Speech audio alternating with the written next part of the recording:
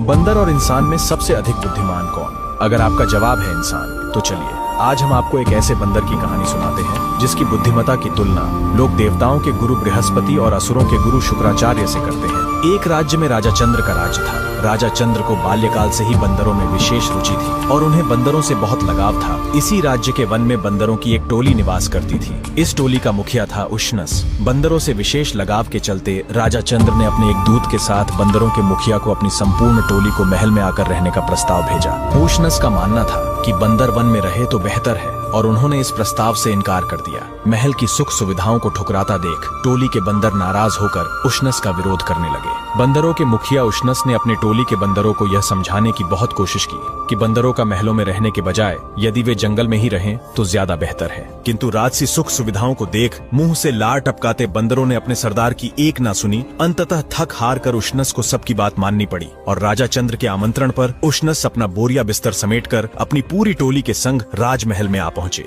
लिहाजा राजा चंद्र ने उनका बहुत सम्मान के साथ स्वागत किया और उनके रहने के लिए महल में उत्तम व्यवस्था करवा दी और बंदरों को बिना किसी मेहनत के पड़े पड़े अच्छा खाने पीने को मिलने लगा। जब राजा चंद्र ने उष्णस की समझदारी और विद्वानी भरी बातें सुनी तो राजा दंग रह गया। राजा चंद्र ने बंदरों के मुखिया की बुद्धिमत्ता को मध्य नजर रखते हुए उष्णस से आग्रह किया कि वे उनके पुत्रों अर्थात राजकुमारों को नीति ज्ञान की शिक्षा दे। राजा के आग्रह करने पर उष्णस राजकुमारों को शिक्षा देने लगा। जब राज्य के लोगों ने यह देखा कि एक बंदर भी कितना नीतिवान और ज्ञानी हो सकता है तो लोगों के आश्चर्य की भी सीमा न रही और बंदरों की टोली भी अपने मुखिया का कहना मानती थी। उनका मर्यादित व्यवहार देख राजा चंद्र उष्णस से बहुत प्रभावित हुए। कुछ समय बाद राजा ने राजकुमारों की सवारी और मनोरंजन के लिए मेंढे मंगवाए। राजकुमार उन मेंढों पर सवार होकर महल के गलियारे में ही दौड़ लगाया करते। उन मेंढों में एक मेंढा थोड़ा लालची किस्म का था और वह अच्छे पकवान की तलाश में बार बार रसोई में घुस जाता। मेंढे से परेशान रसोइये अक्सर हाथ में जलती हुई लकड़ी लेकर उसे भगाते। जब बंदरों के मुखिया उष्णस ने भी यह दृश्य अपनी आंखों से घटित होते देखा